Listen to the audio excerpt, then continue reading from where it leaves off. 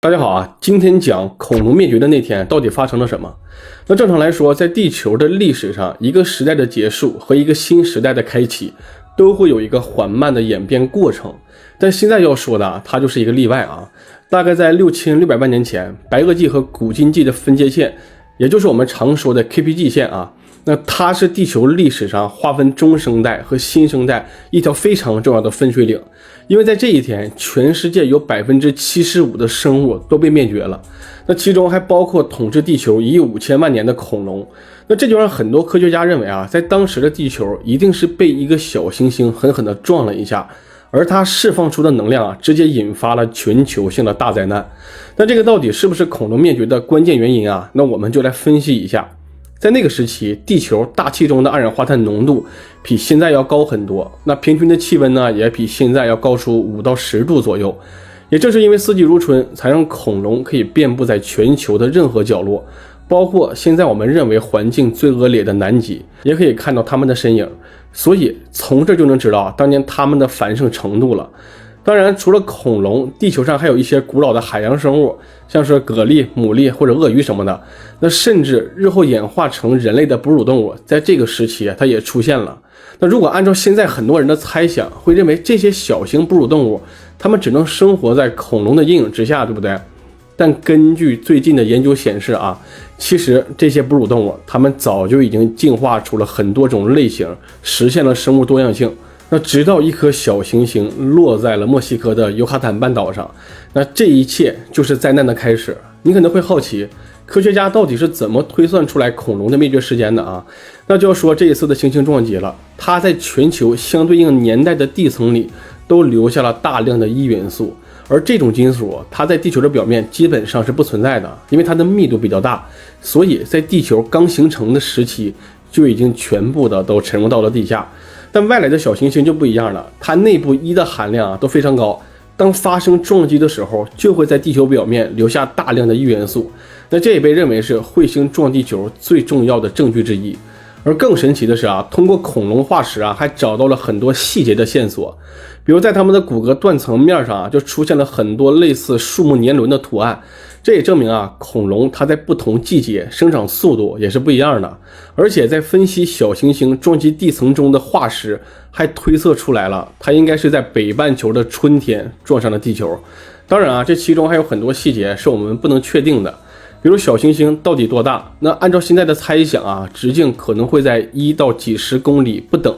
那包括它撞击释放的能量范围有多大，也没有办法确认，可能是几千万到1亿兆吨 TNT 炸药的威力。那这种能量直接就可以改变整个地球的生态格局。可能光听数据啊，你没有什么概念。那我们就举个例子啊，用毁灭广岛的小男孩作为参考，那它的威力呢也只有 0.015 兆吨。而目前我们所知道威力最大的核武器沙皇炸弹，它的威力也只有50兆吨。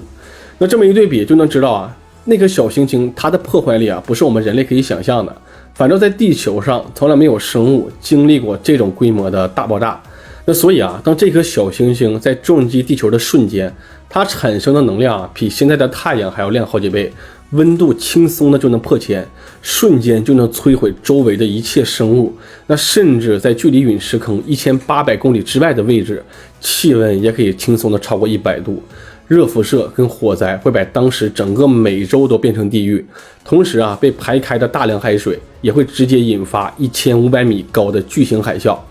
那这种规模的灾难就可以参考一下世界末日的大洪水了。那所有的海岸线都会被吞没的同时，就算内陆也跑不掉，整个太平洋的海水涨幅会超过10米，直到淹没整个世界。那是不是觉得这个灾难到这就结束了啊？但这些也只能算是刚刚开始。因为小行星的撞击它会把大量的土壤和岩石扔到几万米的高空上，那这其中比较大的碎片会再次回落到地表，而且落下的岩石在穿越大气层的时候还会压缩空气，释放出巨大的热能。那这种能量就相当于在地球每6平方公里的位置上都放上一颗巨大的核武器，它爆炸产生的热量就会导致全球的气温快速上升，那尤其是北美、澳大利亚和印度地区都会变成一片巨大的火海。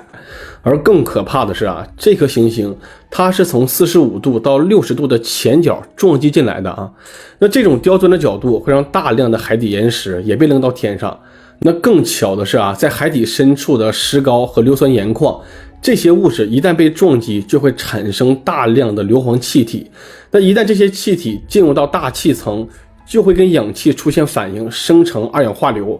那包括跟水和紫外线出现的反应也会形成厚厚的黑云，这些都会让地球的温度快速的下降20度左右。而这种极寒的状态可能会持续30年以上，接着就会造成食物链的彻底崩溃。那首先出现的问题就是植物没有办法再进行光合作用了，让食草动物慢慢的灭绝，紧接着食肉动物没有食物也会灭绝。那问题就来了是不是很好奇，为什么这一次之后只有恐龙灭绝了，而其他的生物却存活了下来？那这个到目前为止科学界也没有给出一个统一的答案，但有人却认为是恐龙的个头太大了，而且作为温血动物需要吃大量的食物才能维持体温跟生存，所以一旦环境出现了巨大的变化，就逃不开被团灭的命运。那第二个观点认为，恐龙它的幼体和成年体之后体积差异太大了，让同一个物种在生态里去扮演不同的角色，所以环境变化对它们的影响是最大的。而相对来说，那些哺乳动物或者鸟类就非常的幸运了，它们可以利用植物的种子来维持生存，远离灾难。那第三个观点认为，可能是大量动物尸体让真菌快速的繁殖。那这其中只有哺乳动物的免疫力算是比较强的，才熬过了这一段黑暗的时期。那最后基本所有的科学家都认为小行星撞击地球这个事件在历史上一定是发生过的，但它到底跟恐龙灭绝有没有直接的关系目前还是没有明确证据的。但美国的科幻作家拉里尼文，他曾经就用半开玩笑的方式说过，恐龙的灭绝不是因为他们自身的问题，而是没有发展出可以上天上太空的科技。那就算小行星撞击地球的概率很低，但也不代表它永远都不会发生。所以不管是为了防止灾难还是防止战争，现在人类最需要做的还是要去探索太空，建立星际之民。